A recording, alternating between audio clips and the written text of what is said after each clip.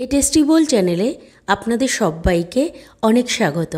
আজ আমি আপনাদের সাথে শেয়ার করব নিরামিষ আলু পটলের রেসিপি। তো চলুন বন্ধুরা, রেসিপিটি আমরা শুরু করি। প্রথমেই আমি এখানে আলু এবং পটলগুলিকে বেশ বড় বড় করে কেটে নেব। এবার রেসিপিটি শুরু করার জন্য আমি গ্যাসে কড়াই বসিয়ে দেব। কড়াই যখন বেশ ভালো মতন গরম হয়ে যাবে, এবার আমি কড়াইতে সর্ষের তেল দিয়ে দেব। তেল যখন বেশ ভালো মতন গরম হয়ে যাবে, এবার আমি আলু এবং পটলগুলিকে ভাজার জন্য তেলের মধ্যে দিয়ে দেব। প্রথমেই আমি এখানে আলু, তারপর আমি এখানে পটলগুলি ভাজার জন্য দিয়ে দেব। এবার আমি আলু এবং পটলগুলিকে ভালো মতো নাড়াচাড়া করে নিয়ে হালকা লালচে করে কিন্তু ভেজে নেব। আলুগুলি যখন বেশ ভালো মতন এক পাশ ভাজা হয়ে আসবে, এবার আমি অন্য পাশ উল্টে দিয়ে ভালো করে ভেজে নেব। আলু এবং পটলগুলি যখন এরকম লালচে হয়ে আসবে, এবার আমি তেল থেকে আলু পটলগুলিকে তুলে নেব। দেখুন বন্ধুরা, আমি ঠিক কিন্তু এইভাবেই হালকা লালচে করেই কিন্তু আলু পটলগুলি ভেজে এবার তেল থেকে আমি তুলে নেব। আমি কিন্তু এখানে খুব কড়া করে কিন্তু আমি আলু পটলগুলি ভাজিনি। এবার সমস্ত আলু এবং পটল তেল থেকে তোলা হয়ে গেলে, এবার আমি এই তেলের মধ্যেই পরবর্তী রান্নাটা করব। তেলে আমি এখানে প্রথমেই ফোড়ন দিয়ে দেব। ফোড়নে আমি ব্যবহার করেছি গোটা গরম মশলা, গোটা জিরে এবং শুকনো লঙ্কা। যখন ফোড়ন থেকে সুন্দর একটা গন্ধ বার হবে, এবার আমি তেলের মধ্যে আদা বাটা দিয়ে দেব। আদা বাটা দেওয়া হয়ে গেলে, এবার আমি তেলের মধ্যে আগের থেকে পেস্ট করে রাখা টমেটো, এই টমেটো পেস্টটি আমি দিয়ে দেব।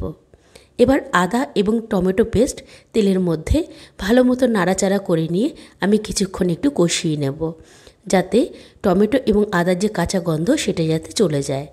এবার আমি এক এক করে এখানে গুঁড়ো মশলাগুলি দিয়ে দেব। প্রথমেই আমি এখানে ধনিয়ার গুঁড়ো, জিরের গুঁড়ো, শুকনো লঙ্কার গুঁড়ো এবং হলুদের গুঁড়ো দিয়ে দেব। এবার আমি এখানে স্বাদ অনুযায়ী লবণ দিয়ে দেব। আমি এখানে খুবই অল্প পরিমাণে একটু চিনিও দিয়ে দেব। আপনারা চাইলে চিনি ব্যবহার করতেও পারেন, আবার নাও পারেন। এবার আমি এই সমস্ত উপকরণগুলিকে ভালো মতন মশলার সাথে মিশিয়ে নিয়ে আমি মশলাটি এবার খানিকক্ষণ একটু কষাতে থাকব। মশলা যখন প্রায় কষে আসবে, এবার আমি এই মশলার মধ্যে পোস্ত, কাজু বাদাম এবং চালমগজ বাটা দিয়ে দেব। এর সাথে এখানে আমি টক দইও দিয়ে দেব। এবার আমি মশলার সাথে ভালো মতন টক দই এবং কাজু, পোস্ত, চালমগজ বাটা ভালো মতন মিশিয়ে নেব। মেশানো হয়ে গেলে আমি মশলাটি কিছুক্ষণ একটু কষতে থাকব। মশলা যখন বেশ ভালো মতন কষে যাবে এবং মশলার থেকে যখন তেল এরকম উপরে উঠে আসবে, এবার আমি মশলাটি নাড়াচাড়া করে নিয়ে এবার আমি মশলার মধ্যে আগের থেকে ভেজে রাখা আলু এবং পটলগুলি এই মশলার মধ্যে এবার আমি দিয়ে দেব। এবার আলু এবং পটল এই মশলার সাথে ভালো মতন মিশিয়ে নিয়ে আমি নাড়াচাড়া করে নিয়ে কিছুক্ষণ আবারও একটু আমি কষাতে থাকব। এবার যখন বেশ ভালো মতন কষে যাবে, এবার আলু এবং পটল সেদ্ধ হওয়ার জন্য আমি এখানে খুবই অল্প পরিমাণে জল এবার ঢেলে দেব। এবার জল দেওয়া হয়ে গেলে আমি ভালো মতো নাড়াচাড়া করে নিয়ে তরকারিটি আমি কিছুক্ষণ একটু ভালো মতন ফুটতে দেব। তরকারি যখন বেশ ভালো মতন এরকম ফুটে যাবে এবং আলু পটল যখন বেশ ভালো মতন সেদ্ধ হয়ে আসবে, এবার আমি এখানে শাহি গরম মশলার গুঁড়ো দিয়ে দেব। গরম মশলার গুঁড়ো দিয়ে এবার আমি তরকারিটি আবারও একটু নাড়াচাড়া করে নিয়ে নামিয়ে নেব।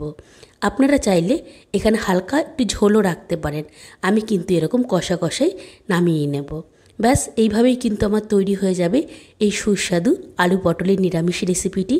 আপনারাও ঠিক এইভাবে একবার ট্রাই করে কিন্তু দেখতে পারেন। বাই।